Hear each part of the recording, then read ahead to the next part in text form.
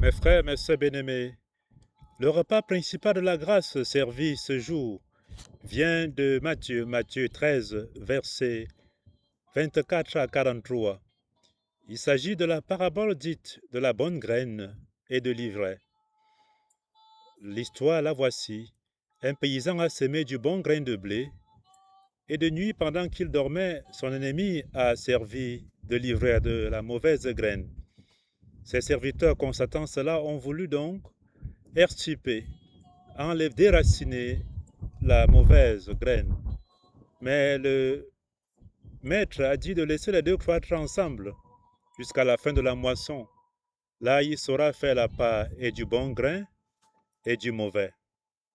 Matthieu 13, versets 24 à 43.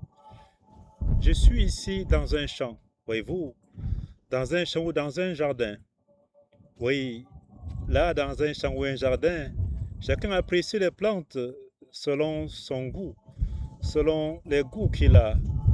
Il apprécie les fleurs, voyez-vous, selon ses goûts aussi. Les fleurs de bonne odeur ou celles de mauvaise odeur. Les bons arbres ou les mauvais arbres. Voyez-vous, c'est cela en fait. Ce champ ou ce jardin est l'image de notre monde. Dans notre monde, il y a des personnes qu'on considère mauvaises, d'autres qu'on considère bonnes par rapport aux autres.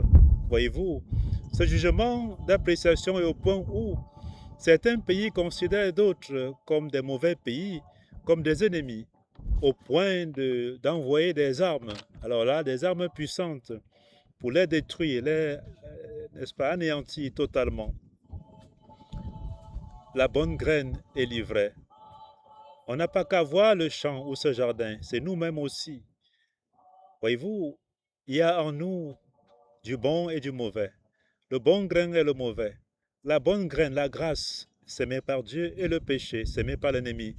Le saint curé d'Ars lisait cette parabole en relation avec la création.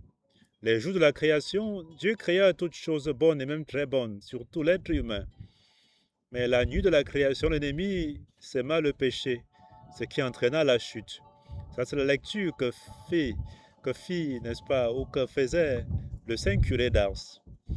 Mes frères, mes sœurs bien-aimés, il y a un combat spirituel en nos cœurs, dans nos vies. Un combat spirituel virulent, voyez-vous. Et la réponse que Dieu donne à ce combat n'est pas la précipitation. Voyez-vous, Dieu remet toutes choses à la fin. Comme pour dire, il y a des choses en nous, il y a des choses en toi ou dans le monde que Dieu ne fixera qu'à la fin. Qu'à la fin. Dieu qui est l'exorciste par excellence, il connaît l'anatomie de notre être, de notre vie, de ton corps, de ton âme, de ton esprit. Et il sait que ces choses-là ne pourront être fixées qu'à la fin, et vraiment à la fin, par lui et par lui seul. D'où question de ne pas se précipiter. Voyez-vous, mes frères, mes sœurs bien-aimés, sachant cela, ayons la patience, imitons Dieu. Voyez-vous, Dieu a pratiqué l'exorcisme de la patience. L'exorcisme de la patience. Les paysans ont bien cette patience-là quant à leur culture. Parce que la patience va avec le temps. Le temps, le temps est un grand exorciste. La patience aussi est un grand exorciste. Ça permet, n'est-ce pas, de voir se révéler beaucoup de choses, tant en bien qu'en mal.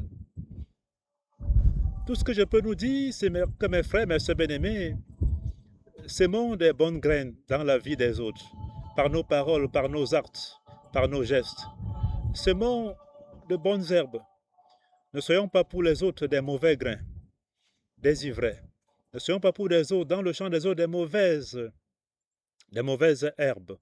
Vous voyez ce que je veux dire. Par nos paroles, par nos actes, par nos gestes, soyons pour les autres des bons grains. Soyons pour eux, par nos paroles, par nos actes, par nos comportements. Soyons pour eux des fumiers. Soyons pour eux comme ce levain qui fait fructifier la pâte. Soyons pour eux comme cette graine de moutarde qui, devenant un arbre, permet, n'est-ce pas, à cacher. Permet, n'est-ce pas, à accueillir, à être hospitalier pour les oiseaux. Soyons pour les autres comme cet arbre potager, n'est-ce pas, que donne la graine de moutarde. Mes frères, mes sœurs bien-aimés, une interpellation. On dit que l'ennemi vient de nuit. Il vient de nuit. Il y a des gens nocturnes. Il y a des gens nocturnes, des gens qui ne viennent que de nuit pour s'aimer, pour nuire, pour détruire la vie des autres. Oui, pensons à cela aussi. Je pense aux sorciers, je pense aux vampires, je pense à tous ceux qui opèrent la nuit, je pense aux péchés de la nuit. Toutes ces personnes qui opèrent la nuit, Dieu nous donne le temps. La passion de Dieu, c'est pour qu'on puisse s'avertir, qu'on se convertisse et qu'on revienne à lui. Comme dit le livre de la sagesse. Voyez-vous, Dieu pardonne la faute et il attend la conversion. Sagesse 12, 19. À Dieu la gloire pour les siècles des siècles. Amen. Retiens surtout que toi et moi, nous sommes appelés à être pour les autres des bonnes graines. Des bonnes graines. Soyons pour les autres des bonnes herbes. Soyons pour les autres hospitaliers par nos paroles, par nos actes, par nos comportements.